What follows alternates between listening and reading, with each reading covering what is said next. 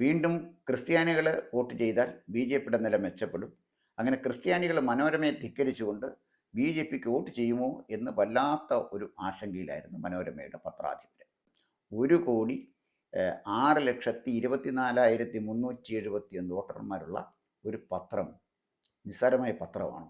എന്തുകൊണ്ടാണ് B J പിക്ക് Christian വോട്ടുകൾ പ്രതീക്ഷിച്ച നിലയിൽ കിട്ടാതെ പോയത്? അതിന്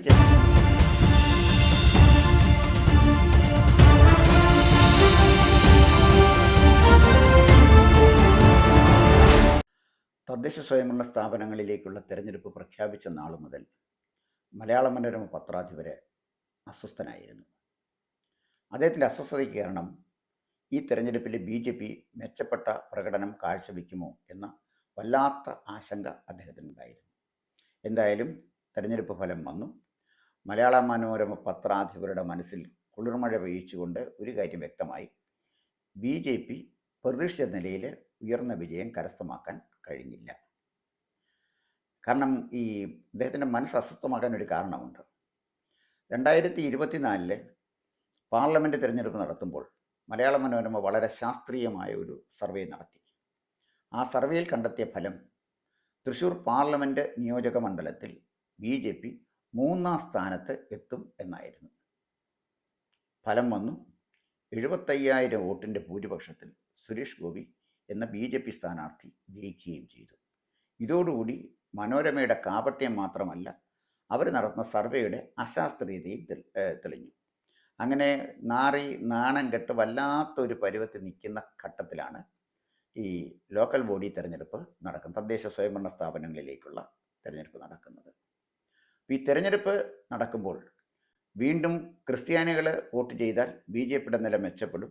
അങ്ങനെ ക്രിസ്ത്യാനികൾ മനോരമയെ ധിക്കരിച്ചുകൊണ്ട് ബി ജെ പിക്ക് വോട്ട് ചെയ്യുമോ എന്ന് വല്ലാത്ത ഒരു ആശങ്കയിലായിരുന്നു മനോരമയുടെ പത്രാധിപർ. എന്തായാലും തെരഞ്ഞെടുപ്പ് ഫലം വന്നു. അദ്ദേഹം പ്രതീക്ഷിച്ച അത്ര വിധത്തിൽ ക്രിസ്ത്യാനികൾ അങ്ങോട്ട് വോട്ട് ചെയ്തില്ല. ക്രിസ്ത്യാനികൾ വോട്ട് ചെയ്തു എന്നുള്ള കാര്യം നിഷേധിക്കാനൊന്നും നോക്കില്ല. തെരഞ്ഞെടുപ്പ് ഫലം പരിശോധിച്ചാൽ വളരെ കൃത്യമാണ്. ക്രിസ്ത്യാനികളാരും വോട്ട് ചെയ്യാതൊന്നും ഇരുന്നിട്ടില്ല. ക്രിസ്ത്യാനികളുടെ വോട്ടൊക്കെ കിട്ടി. പക്ഷെ മനോരമ പ്രതീക്ഷിച്ചത് ഒരുപാട് മാറ്റം ഉണ്ടാകുമെന്നാണ്. ആ മാറ്റം ഉണ്ടായില്ല എന്നുള്ളതൊരു വാസ്തവമാണ്. എന്തായാലും ഈ 2024 സർവേ ഫലം പോലെ വളരെ വിചിത്രമായ ഒരു തെരഞ്ഞെടുപ്പ് ഫലവും 2025 മനോരമ പത്രത്തിലൂടെ വന്നു. 2 തെരഞ്ഞെടുപ്പ് ഫലമാണ് നമുക്ക് വന്നിരിക്കുന്നത്. ഒന്ന് ഇലക്ഷൻ കമ്മീഷൻ ഓഫ് ഇന്ത്യ പുറത്തുവിട്ട തെരഞ്ഞെടുപ്പ് ഫലം, മറ്റൊന്ന് മലയാള മനോരമയുടെ തെരഞ്ഞെടുപ്പ് ഫലം. നമുക്ക് മലയാള മനോരമയുടെ തെരഞ്ഞെടുപ്പ് ഫലം പരിശോധിച്ചാൽ ഇന്ത്യൻ നാഷണൽ കോൺഗ്രസ്സിന് മനോരമയുടെ കണക്കനുസരിച്ച് കിട്ടിയത് 1,60,24,802 വോട്ടാണ്. 2-ാം സ്ഥാനത്ത് നിൽക്കുന്നത് CPM ആണ്. CPM-ന് കിട്ടിയത് 1,40,20,2193 വോട്ടാണ്. ഭാരതീയ ജനതാ പാർട്ടിക്ക് ബി ജെ പിയുടെ കണക്കനുസരിച്ച് കിട്ടിയത് 81,08,137 വോട്ടാണ്. അപ്പം ആകെ ഇലക്ഷൻ കമ്മീഷൻ്റെ കണക്കനുസരിച്ചുള്ള വോട്ടർമാർ 2,84,30,761. ഇനി മലയാള മനോരമയുടെ കണക്കനുസരിച്ച് ആകെ വോട്ടർമാർ 3,90,50,5132. അങ്ങനെ വരുമ്പോൾ മനോരമയുടെ കസ്റ്റഡിയിലുള്ള വോട്ടർമാരുടെ സംഖ്യ 1,06,24,371. മലയാള മനോരമയുടെ കൈവശം 1,06,24,371 വോട്ടർമാരുള്ള ഒരു പത്രം നിസ്സാരമായ പത്രമാണ്. അതാലോചിച്ച് നോക്കണം. ഇലക്ഷൻ കമ്മീഷന് പോലും കണ്ടെത്താൻ കഴിയാത്ത വോട്ടർമാരെ മടിത്തട്ടിൽ ഒളിപ്പിച്ച് വെച്ചിരിക്കുന്ന പത്രമുത്തശ്ശി എത്ര ശക്തമായ സ്വാധീനമാണ് ജനങ്ങളിൽ ചെലുത്തിയിരിക്കുന്നത് എന്നാലോചിച്ച് നോക്കണം. എന്തായാലും 2024 സർവേ ഫലത്തിന് ശേഷം മലയാള മനോരമ നാണം കെടുന്ന 2-ാമത്തെ ഒരു ഘട്ടമാണ് ഈ തെരഞ്ഞെടുപ്പ് ഫല പ്രഖ്യാപനം. ഇതിനിടയിൽ മലയാള മനോരമയിൽ ഒരു ചെറിയ വാർത്ത വന്നു. അത് 2025 ഡിസംബർ 23-ാം തീയതിയിൽ വന്ന വാർത്തയാണ്. ക്രിസ്ത്യൻ ഔട്ട്റീച്ച് പാളിയെന്ന് ബി ജെ പിയുടെ വിലയിരുത്തൽ. ഇതാണ് തലക്കെട്ട്. ബി ജെ പിയുടെ വിലയിരുത്തലിനെ കുറിച്ചുള്ളൊരു വാർത്തയാണ്. ഈ വാർത്ത അങ്ങനെ തെറ്റാണെന്ന് നമുക്ക് പറയാൻ പറ്റില്ല. സാധാരണ മലയാള മനോരമ പറയുന്ന പോലെ അസത്യമോ അർത്ഥസത്യമോ പച്ചക്കള്ളമോ അല്ല, താരതമ്യേന ഭേദപ്പെട്ട ഒരു വാർത്തയാണ്. അപ്പോൾ ഇതിനകത്ത് നമ്മൾ പരിശോധിക്കേണ്ട ഒരു വിഷയം, ക്രിസ്ത്യൻ ഔട്ട്റീച്ച് എന്ന തന്ത്രം പാളി എന്ന് പറയാൻ പറ്റില്ലെങ്കിലും പ്രതീക്ഷിച്ച തരത്തിൽ ക്രിസ്ത്യാനികളുടെ വോട്ട് നേടാൻ ബി ജെ പിക്ക് കഴിഞ്ഞില്ല എന്നുള്ളതൊരു വാസ്തവമാണ്. ഇവിടെ ഞാൻ പരിശോധിക്കാൻ ഉദ്ദേശിക്കുന്നത് എന്തുകൊണ്ടാണ് ബി ജെ പിക്ക് ക്രിസ്ത്യൻ വോട്ടുകൾ പ്രതീക്ഷിച്ച നിലയിൽ കിട്ടാതെ പോയത്. അതിന് ചില കാരണങ്ങളുണ്ട്. ഒന്നാമത്തെ കാരണം ശക്തമായ ഭരണവിരുദ്ധ വികാരം കേരളത്തിൽ നിൽക്കുന്നുണ്ട്. ആ ഭരണവിരുദ്ധ വികാരം എന്ന് പറയുമ്പോൾ എൽ ഡി എഫിനും പ്രത്യേകിച്ച് സി പി എമ്മിനുമെതിരെ അതിശക്തമായ വികാരമാണ് കേരളത്തിൽ നിലനിൽക്കുന്നത്. അതിനെ ക്രിസ്ത്യാനിയെന്നും മുസ്ലിമെന്നും ഹിന്ദുവെന്നുമില്ല, ഭരണവിരുദ്ധ വികാരം വളരെ ശക്തമാണ്. അതൊരു സത്യമാണ്. കണ്ണു തുറന്ന് കാണുന്നവർക്ക്, ചെവി തുറന്ന് കേൾക്കുന്നവർക്ക് മനസ്സിലാക്കാൻ കഴിയുന്ന കാര്യമേ ഉള്ളൂ ഈ ഭരണവിരുദ്ധ വികാരം എന്ന യാഥാർത്ഥ്യം. പക്ഷെ ഇവിടെ വന്ന രണ്ടാമത്തെ കാര്യം, ഈ ഭരണവിരുദ്ധ വികാരത്തിൻ്റെ ഭാഗമായിട്ട് വോട്ടർമാർ ആഗ്രഹിച്ചത് എൽ ഡി എഫിനെ തോൽപ്പിക്കാൻ കഴിയുന്ന ശക്തനായ സ്ഥാനാർത്ഥി ആരാണോ അവർ വോട്ട് ചെയ്യുക എന്നുള്ളതാണ്. കാരണം ശത്രുവിൻ്റെ ശത്രു മിത്രമാണ്. വളരെ സിമ്പിളാണ് തിയറി.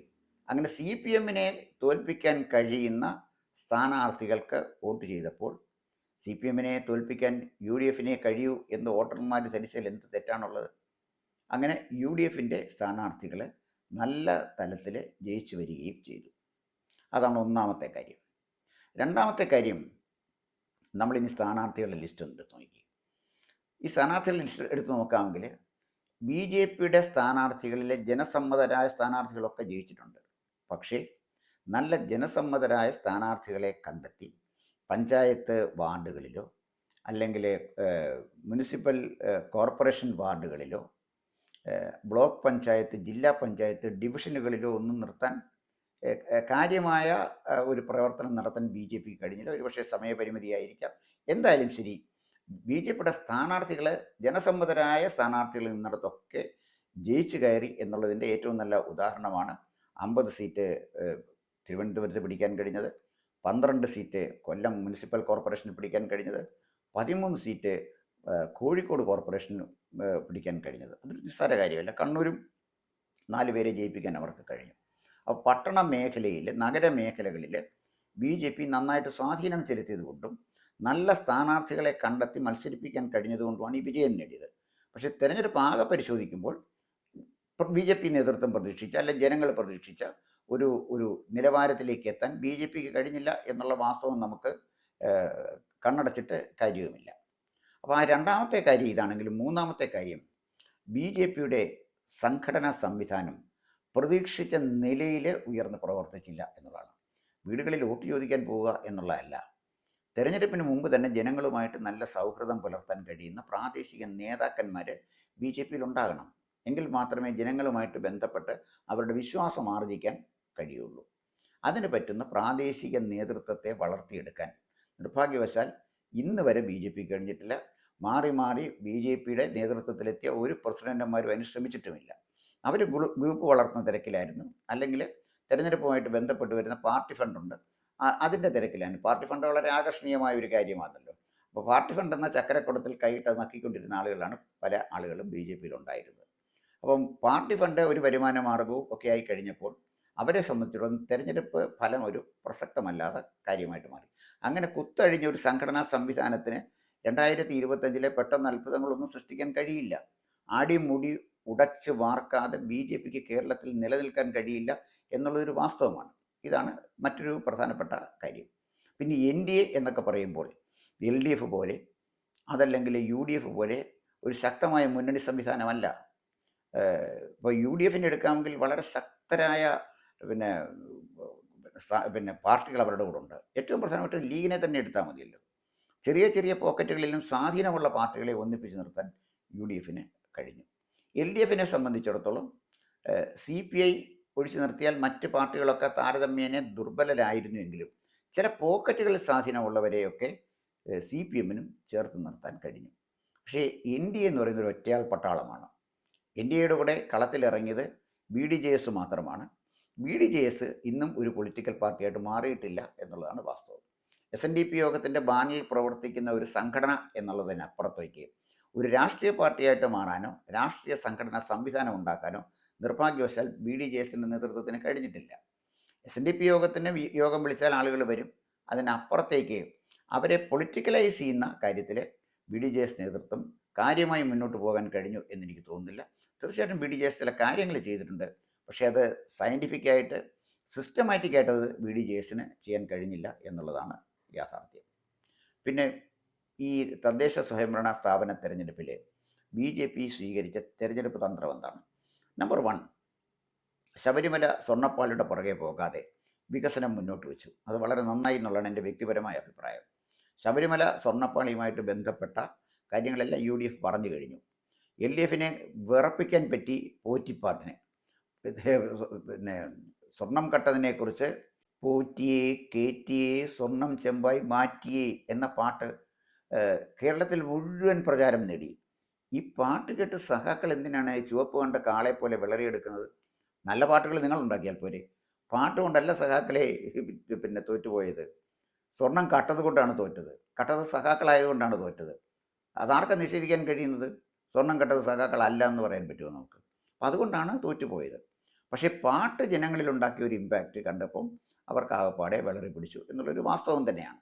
എന്തായാലും ശരി, സ്വർണ്ണപ്പാളിയുടെ പുറകെ BJP പോയായിരുന്നെങ്കിലും കാര്യമായ മാറ്റമൊന്നും ഉണ്ടാക്കാൻ പറ്റുമായിരുന്നില്ല. മറിച്ച് ഒരു വികസന തന്ത്രം മുന്നിൽ വെച്ച് ഒരു വികസന രാഷ്ട്രീയം മുന്നോട്ട് വയ്ക്കാൻ രാജീവ് ചന്ദ്രശേഖരന് കഴിഞ്ഞത് തീർച്ചയായിട്ടും ശുഭോദർക്കമായ ഒരു കാര്യമാണ് എന്ന് പറയാതിരിക്കാൻ പറ്റില്ല. പക്ഷേ വികസന രാഷ്ട്രീയം മുന്നോട്ട് വെക്കുമ്പോൾ വികസന രാഷ്ട്രീയത്തെക്കുറിച്ച് ജനങ്ങളോട് പറയാനുള്ള പാർട്ടി മിഷണറി ഉണ്ടാകണം. ഇല്ലാതെ എന്താ ചെയ്യുന്നത്? CPMന് പാർട്ടി മിഷണറി ഉണ്ട്. അവർ കൃത്യമായി കോർണർ മീറ്റിങ്ങുകൾ നടത്തും. അതിലൂടെ ജനങ്ങളോട് വിശദീകരിക്കും. അവരുടെ പാർട്ടി പ്രവർത്തകരെ വീടുകളിൽ കയറി നോട്ടീസ് കൊടുത്ത് ജനങ്ങളുമായിട്ട് കൃത്യമായി ചർച്ച ചെയ്ത് അവരെ കാര്യങ്ങൾ ബോധ്യപ്പെടുത്തും. അത്തരം വല്ല സംവിധാനം വല്ലതും BJPക്കുണ്ടോ? BJPക്ക് തിരുവനന്തപുരത്ത് അവരുടെ മാരാർജി ഭവനിലിരുന്നൊരു പ്രസ് റിലീസ് ഇറക്കിയാൽ അതെല്ലാം ജനങ്ങളുടെ കയ്യിലെത്തും. ജനങ്ങൾ ആരാ ശ്രദ്ധിക്കുന്നത്? ജനങ്ങൾ എന്ത് ശ്രദ്ധിക്കാനാണ് പറ്റുന്നത്? അപ്പം ജനങ്ങളിലേക്ക് ഇവരുടെ വികസന രാഷ്ട്രീയം എത്തിക്കാൻ കഴിയുന്ന വിധത്തിലുള്ള ഒരു കേഡറിനെ BJPക്ക് വളർത്താൻ കഴിയില്ല. ജനങ്ങളുടെ വീട്ടിൽ കൊണ്ട് നോട്ടീസ് കൊടുക്കാൻ BJP പ്രവർത്തകർ വേണമെന്നില്ല. പോസ്റ്റലായിട്ട് അയച്ചാൽ പോസ്റ്റ് കൊണ്ട് കൊടുക്കത്തില്ലേ? അതല്ല പ്രശ്നം. ഓരോ വീട്ടിലും കയറി ചെന്ന് ആ വീട്ടുകാരോട് സംവദിക്കാനും അവരുടെ പ്രശ്നങ്ങൾ പഠിക്കാനും അതിന് പരിഹാരം കാണാനും ഒക്കെ കഴിയത്തക്ക വിധത്തിലുള്ള പ്രാദേശിക നേതൃത്വമുള്ള ഒരു പാർട്ടിക്ക് ഇവിടെ പിടിച്ചു നിൽക്കാൻ പറ്റൂ കേരളത്തിൽ. CPMന് ശക്തമായിട്ട് അതുണ്ട്. ഏതാണ്ട് കോൺഗ്രസും ഏതാണ്ടൊക്കെ അതുണ്ട്. CPMൻ്റെ അത്രയും വരില്ലെങ്കിലും പ്രാദേശികമായി നല്ല നേതാക്കന്മാർ കോൺഗ്രസിലുണ്ട്. പിന്നീട് ഈ BJPക്കാരുടെ സ്വീകരിച്ചൊരു തന്ത്രം സത്യത്തിന് വളരെ സഹതാപാർഹമായൊരു തന്ത്രമാണ്. ഈ അനൂപ് ആൻ്റണി പോയി അച്ഛന്മാരെ കണ്ടാൽ ക്രിസ്ത്യാനികളെല്ലാം വോട്ട് ചെയ്യുമെന്ന് വിശ്വസിച്ചു എന്ന് പറഞ്ഞാൽ അത്ഭുതമാണ് തോന്നുന്നത്. ഈ അനൂപ് ആൻ്റണി പറഞ്ഞാൽ അച്ഛന്മാർ കേൾക്കൂ, ഇനി അച്ഛന്മാർ പറഞ്ഞാൽ കുഞ്ഞാടുകൾ കേൾക്കൂ. കേരളത്തിൽ അതിൻ്റെയൊക്കെ കാലം കഴിഞ്ഞിട്ട് എത്രയോ കാലമായി. പോപ്പിൻ്റെ തന്നെ ഇടയലേഖനത്തെ ചാക്രിക ലേഖനത്തെ തള്ളിക്കളഞ്ഞുകൊണ്ട് നിൽക്കുന്ന ക്രിസ്ത്യാനിയാണ് കേരളത്തിലുള്ളത്. അപ്പോൾ ക്രിസ്ത്യാനി അങ്ങനെയൊന്നും പറഞ്ഞാലൊന്നും കേൾക്കുകയില്ല. ക്രിസ്ത്യാനിയുടെ വോട്ട് കിട്ടണമെങ്കിൽ ക്രിസ്ത്യാനിയുടെ വിശ്വാസം ആർജിക്കണം. അതിന് അനൂപ് ജോർജിനെ വിട്ട് അച്ഛന്മാരുമായിട്ട് ചർച്ച ചെയ്തുകൊണ്ട് ഒരു കാര്യവും നടക്കാൻ പോകുന്നില്ല. ഒരു കാര്യവും നടക്കാൻ പോകുന്നില്ല. അത് ഈ തെരഞ്ഞെടുപ്പിൽ തെളിഞ്ഞാണല്ലോ. അപ്പം അതാണ് BJP മനസ്സിലാക്കേണ്ട ഒരു കാര്യം. അനൂപ് ആൻ്റണി ഉണ്ടാവുകൊണ്ട് ക്രിസ്ത്യൻ വോട്ട് കിട്ടുമെന്ന് ആരെങ്കിലും തെറ്റിദ്ധരിച്ചിട്ടുണ്ടെങ്കിൽ അതുകൊണ്ട് ഒരു പ്രയോജനവും ഇല്ല എന്ന് തെളിയിച്ചു എന്നുള്ളതാണ് ഈ 2025 തദ്ദേശ സ്വയംഭരണ സ്ഥാപനത്തിൻ്റെ ഫലം കാണിക്കുന്നത്. എന്നാൽ ശക്തരായ ക്രൈസ്തവ നേതാക്കന്മാരുള്ളിടത്ത് മുന്നോട്ട് പോയി. അതിൻ്റെ ഏറ്റവും നല്ല ഉദാഹരണം പൂഞ്ഞാറിൽ തന്നെയാണ്. ആരൊക്കെ എന്തെല്ലാം വിമർശനം പറഞ്ഞാലും PC ജോർജ് ശക്തനായ ഒരു നേതാവാണ്. ഷോൺ ജോർജിൻ്റെ പ്രത്യേകത, ഷോൺ ജോർജ് കൃത്യമായി രാഷ്ട്രീയം പറയുന്ന ആളാണ്. രാഷ്ട്രീയക്കാരൻ്റെ ഭാഷയിലാണ് ഷോൺ ജോർജ് സംസാരിക്കുന്നത്. താരതമ്യപ്പെടുത്തുമ്പോൾ അനൂപ് ആൻ്റണിയേക്കാളൊക്കെ എത്രയും മെച്ചപ്പെട്ട ഒരു നേതാവാണ് ഷോൺ ജോർജ്. ഷോൺ ജോർജ് എത്ര ക്ലിയറായിട്ട് കാര്യങ്ങൾ പറയുന്നത്? കാരണം കേരളത്തിലെ കളരിയിൽ അടിയും തടയും പഠിച്ച് വന്ന ആളാണ് ഷോൺ ജോർജ്. ഷോൺ ജോർജും PC ജോർജും ഫൈറ്റ് ചെയ്തത് ഇസ്ലാമിക് ടെററിസ്റ്റുകളുമായിട്ടും CPMുമായിട്ടാണ്. നിസ്സാര കാര്യമല്ല. അവരുമായിട്ട് ഫൈറ്റ് ചെയ്ത് ആ കടലിൽ വളർന്നു വന്ന നേതാക്കന്മാരാണ്. അവർക്ക് ഇച്ഛാശക്തിയുണ്ട്, ധൈര്യമുണ്ട്. ധൈര്യവും ഇച്ഛാശക്തിയുമുള്ള നല്ല ക്രൈസ്തവ നേതാക്കന്മാരെ മാത്രമേ ഈ പാല, ഈരാറ്റുപേട്ട, കോട്ടയം ഭാഗത്തുള്ള അച്ചായന്മാരെ അംഗീകരിക്കത്തുള്ളൂ. അത് ആണ് BJP മനസ്സിലാക്കേണ്ട കാര്യം. അവർക്ക് പള്ളിപ്രസംഗം ഒന്നും കേൾക്കണ്ട. പള്ളിപ്രസംഗം അച്ഛന്മാർ പറഞ്ഞോളും. അവരുടെ പ്രശ്നങ്ങളിലേക്ക് ഇടപെടാനും നെഞ്ചു വിരിച്ച് അവരെ മുന്നിൽ നിന്ന് അവരെ നയിക്കാനും കഴിയുന്ന നേതാക്കന്മാരെ നിങ്ങൾ കൊടുക്കാനൊക്കെ ഒന്ന് നോക്കൂ. അതല്ലാതെ അരമനയിൽ പോയി കൈമുത്തി ചർച്ച ചെയ്തു എന്നൊന്നും പറഞ്ഞുകൊണ്ട് ഒരു കാര്യവും നടക്കാൻ പോകുന്നില്ല. നിങ്ങൾക്ക് ആ ബോധം എന്തെങ്കിലും BJPക്ക് ഉള്ളാകുന്ന ഒരു കാലത്തെ ഈ രാഷ്ട്രീയമായി നിങ്ങൾക്ക് ക്രൈസ്തവരുടെ വോട്ട് നിങ്ങൾക്ക് കിട്ടാൻ കഴിയൂ എന്നാണ് ഒരു രാഷ്ട്രീയ നിരീക്ഷകൻ എന്നുള്ള നിലയിൽ എൻ്റെ വിശ്വാസം. അതോടൊപ്പം തന്നെ BJP നേതാക്കന്മാർ മനസ്സിലാക്കേണ്ട പ്രധാനപ്പെട്ട ഒരു കാര്യമുണ്ട്. 2011 വരെയുള്ള തെരഞ്ഞെടുപ്പിൽ BJP നേടിയ വോട്ടിംഗ് പെർസെൻറ്റേജ് നോക്കിയാൽ ഒരു 5നും 9നും ഇടയ്ക്കാണ്. പക്ഷേ 2014 വന്നപ്പോൾ ഈ 9% എന്നുള്ളത് നേരെ 14% മാറി. എങ്ങനെയാണ് ഈ 9% 14% മാറിയത് എന്ന് ചോദിച്ചാൽ ഉത്തരം വളരെ ലളിതമാണ്. നരേന്ദ്രമോദി എന്ന ഗുജറാത്തിലെ മുഖ്യമന്ത്രി ഇന്ത്യൻ പ്രധാനമന്ത്രിയാകാൻ വേണ്ടിയാണ് കേരളത്തിലെ വോട്ടിംഗ് ശതമാനം 9ൽ നിന്ന് 5ആയി ഉയർത്തിക്കൊണ്ട് ജനങ്ങൾ BJPക്ക് വോട്ട് ചെയ്തത്. അതൊരു മോദി മാജിക്കായിരുന്നു. അതിനുശേഷം വന്ന തെരഞ്ഞെടുപ്പ് ഫലങ്ങളെല്ലാം പരിശോധിച്ച് നോക്കിക്കോളൂ. 2016 കേരള നിയമസഭയിലേക്ക് വന്നപ്പോൾ BJPയെക്കുറിച്ച് ജനങ്ങൾക്ക് പ്രതീക്ഷയുണ്ടായി. ആ 2016 തെരഞ്ഞെടുപ്പിൽ 16% വോട്ട് BJPക്ക് കിട്ടി. ആലോചിച്ച് നോക്കണം, 9ൽ നിന്ന് 16%ത്തിലേക്ക് വോട്ട് ശതമാനം വർദ്ധിപ്പിക്കാൻ 6% വർദ്ധിപ്പിക്കാൻ BJPക്ക് കഴിഞ്ഞില്ലേ? 2024 വന്നു കഴിഞ്ഞപ്പോൾ ആ 24 തെരഞ്ഞെടുപ്പിൽ പാർലമെൻറ്റ് തെരഞ്ഞെടുപ്പിൽ 20% വോട്ട് വർദ്ധിപ്പിക്കാൻ അവർക്ക് കഴിഞ്ഞു. പാർലമെൻറ്റ് തെരഞ്ഞെടുപ്പിൽ മുന്നിൽ നിന്ന നിയമസഭാ മണ്ഡലങ്ങളിൽ പോലും BJP സ്ഥാനാർത്ഥിക്ക് ജയിക്കാൻ കഴിഞ്ഞില്ലെങ്കിൽ അതിനർത്ഥം അന്ന് താമര ചിഹ്നത്തിൽ വോട്ട് ചെയ്ത ജനങ്ങളോടെ കൃത്യമായി രാഷ്ട്രീയം പറയാൻ അവർക്ക് കഴിഞ്ഞില്ല. അവർക്കിഷ്ടപ്പെടുന്ന നേതാക്കന്മാരെ നിർത്താനും BJPക്ക് കഴിഞ്ഞില്ല. നല്ല സ്ഥാനാർത്ഥികളെ കൊടുക്കാതെ ഇന്ദ്രപ്രസ്ഥത്തിലിരിക്കുന്ന ഗോസായിമാരുടെ ഇംഗിതത്തിനനുസരിച്ച് അവരുടെ ഇഷ്ടതോഴന്മാരെ സ്ഥാനാർത്ഥികളാക്കിയാൽ കേരളത്തിൽ ഇത് പച്ച പിടിക്കത്തില്ല. ഇനി എത്ര കാലം പറഞ്ഞാലും എന്തെല്ലാം ശ്രമിച്ചാലും ഇത് രക്ഷപ്പെടില്ല. അപ്പോൾ മോദി മാജിക് കൊണ്ട് മാത്രമാണ് 9% അകത്ത് നിന്ന BJPയുടെ വോട്ടിംഗ് പെർസെൻറ്റേജ് 20%ത്തിലേക്ക് വന്നത്. മോദി മാജിക്കാണ്, അല്ലാതെ കേരളത്തിലെ സംഘടനാ വൈഭവമോ കേരളത്തിലെ നേതാക്കന്മാരുടെ കോൺട്രിബ്യൂഷൻ ഒന്നുമല്ല. അവരുടെ കോൺട്രിബ്യൂഷൻ നില്ലാണ്. അവരൊന്നും ചെയ്തിട്ടില്ല. കേരളത്തിലെ നേതാക്കന്മാർക്ക് എന്താണ് BJPയെ വളർത്തിയെടുക്കാൻ കേരളത്തിൽ ചെയ്യാൻ കഴിഞ്ഞത്? അവർ ജനകീയമായ ഏത് വിഷയമാണ് ഏറ്റെടുത്ത് മുന്നോട്ട് അവർ കൊണ്ടുവരാൻ പറ്റിയത്? അവർ ചെയ്ത ശബരിമല വിഷയം എടുത്തത് അവർക്ക് പ്രയോജനം ചെയ്തുമില്ല. അതല്ല വിഷയം. ജനങ്ങളുടെ നിത്യജീവിതവുമായി ബന്ധപ്പെട്ട രാഷ്ട്രീയ വിഷയങ്ങളെടുത്ത് സമരം ചെയ്യാനും നല്ല പ്രാദേശിക നേതൃത്വത്തെ വളർത്തിയെടുക്കാനും നിർഭാഗ്യവശാൽ BJPയുടെ സംസ്ഥാന നേതൃത്വത്തിന് കഴിഞ്ഞില്ല എന്നുള്ളൊരു യാഥാർത്ഥ്യം അവർ സ്വയം വിമർശനപരമായിട്ട് എന്ന് മനസ്സിലാക്കുന്നു അന്ന് മാത്രമേ BJPക്ക് കേരളത്തിലെ ഒരു ഇടം കിട്ടുകയുള്ളൂ. കേരളത്തിലെ BJP ഫൈറ്റ് ചെയ്യുന്നത് കോൺഗ്രസുമായിട്ടാണ്. കോൺഗ്രസ് ഒരു ആൾക്കൂട്ടമാണ്. കോൺഗ്രസ് ഒരു വികാരമാണ്. ആ വികാരമാണ്. അവർക്ക് സംഘടനാ രൂപമൊന്നും വേണ്ട കാര്യമില്ല. ആ വികാരത്തിന് മൂർത്തമായൊരു രൂപം കൊടുക്കാനും അതിനെ വോട്ടാക്കി മാറ്റുവാനും മലയാള മനോരമ എന്നൊരു പത്രമുണ്ട്. അവർക്കത് മതി. മനോരമ പത്രം വായിച്ച് ഈ ആളുകളെയൊക്കെ ഒന്ന് കൂട്ടി മുന്നോട്ട് പോയാൽ കോൺഗ്രസിന് ജയിച്ചു വരാൻ കഴിയും. പക്ഷെ ഒരു കാര്യം കൂടെ മനസ്സിലാക്കണം, കോൺഗ്രസിലെ നേതാക്കന്മാർ ജനകീയരാണ്. അവർ ജനങ്ങളുമായിട്ട് ചേർന്ന് നിൽക്കുന്ന ആളുകളാണ്. കോൺഗ്രസിലെ നേതാക്കന്മാർ ജനകീയരായതുകൊണ്ടും ആ ആൾക്കൂട്ടത്തിൻ്റെ വോട്ട് അവർക്ക് വാങ്ങിച്ചെടുക്കാൻ കഴിയുന്നത് കൊണ്ടുമാണ് കോൺഗ്രസ് ജയിച്ചു പോകുന്നത്. CPMനെ സംബന്ധിച്ചിടത്തോളം അതൊരു നേതാവിനെ ആശ്രയിച്ച് നിൽക്കുന്ന പാർട്ടിയല്ല. അതൊരു ഐഡിയോളജിയുടെ പേരിലുള്ള പാർട്ടിയാണ്. അവരുടെ ഏറ്റവും വലിയ പ്രത്യേകത ശക്തമായ സംഘടനാ സംവിധാനമാണ്. ശക്തമായ സംഘടനാ സംവിധാനമുള്ളൊരു കേഡർ പാർട്ടിയാണ് CPM. അപ്പോൾ സംഘടനാ സംവിധാനമുള്ള കേഡർ പാർട്ടിയായ CPM ഒരു ഭാഗത്തും ഒരു ജനകീയ പാർട്ടി ഒരു വികാരമായി നിൽക്കുന്ന കോൺഗ്രസ് മറുഭാഗത്ത് നിൽക്കുമ്പോൾ ഇതിനിടയിലൂടെ ഒരു സ്പേസ് കണ്ടെത്തണമെങ്കിൽ ജനകീയരായ നേതാക്കന്മാരുള്ള ശക്തമായ കേഡർ സംവിധാനമുള്ള ഒരു രാഷ്ട്രീയ പാർട്ടിയായി BJP മാറണം. അതിനെ മാറ്റണം. അതിനെ മാറ്റാൻ കഴിയുന്ന രാഷ്ട്രീയ വീക്ഷണവും ഇച്ഛാശക്തിയുമുള്ള ഒരു സംസ്ഥാന നേതൃത്വം കേരളത്തിൽ BJPക്ക് ഉണ്ടാകണം. അതുണ്ടായില്ലെങ്കിൽ ഇനി അടുത്ത എത്ര കാലം കഴിഞ്ഞാൽ BJPക്ക് ഇവിടെ അധികാരത്തിൽ വരാൻ കഴിയും എന്നെനിക്കറിയില്ല. പിന്നെ ഐക്യമുന്നണി സംവിധാനം തകർന്നു നിൽക്കുമ്പോൾ അതിൻ്റെ ഗുണഭോക്താക്കളായി വരാം എന്നുള്ളതല്ലാതെ അതൊക്കെ നെഗേഷനിൽ കിട്ടുന്ന വോട്ടാണ്. ഒരു സംവിധാനത്തെ വെറുക്കുമ്പോൾ കിട്ടുന്ന വോട്ടാണ്. അതല്ല ഒരു പാർട്ടിക്ക് വേണ്ടത്. ആ പാർട്ടിയുടെ സംവിധാനത്തെയും അവരുടെ പ്രത്യയശാസ്ത്രത്തെയും അവരുടെ പ്രവർത്തന പരിപാടികളെയും അംഗീകരിച്ച് വോട്ട് ചെയ്യാൻ കഴിയുന്ന വിധത്തിൽ ജനങ്ങളെ മാറ്റിയെടുക്കണം. അത്തരം ഒരു ആദരവ് നേടാൻ മോദിക്ക് കഴിഞ്ഞിട്ടുണ്ട്. അതിനെ വോട്ടാക്കി മാറ്റാനുള്ള സംഘടനാ സംവിധാനം BJPക്ക് ഉണ്ടാക്കാൻ കഴിയുമോ എന്നുള്ളതാണ് കാത്തിരുന്ന് കാണേണ്ടത്. ഒരു കാര്യം ഞാൻ പറയാം, തപാൽ മാർഗം നീന്തു പഠിച്ച നേതാക്കന്മാർക്ക് കേരള രാഷ്ട്രീയത്തിൽ ഒരത്ഭുതവും സൃഷ്ടിക്കാൻ കഴിയില്ല. കൂടുതൽ വാർത്തകളും വിശേഷങ്ങളും നേരിട്ട് ലഭിക്കാൻ ജനങ്ങളിൽ നിന്ന് ജനങ്ങളിലേക്ക് ജനഭൂമി ന്യൂസ് സബ്സ്ക്രൈബ് ചെയ്യൂ. ബെൽ ബട്ടൺ അമർത്താനും മറക്കരുത്.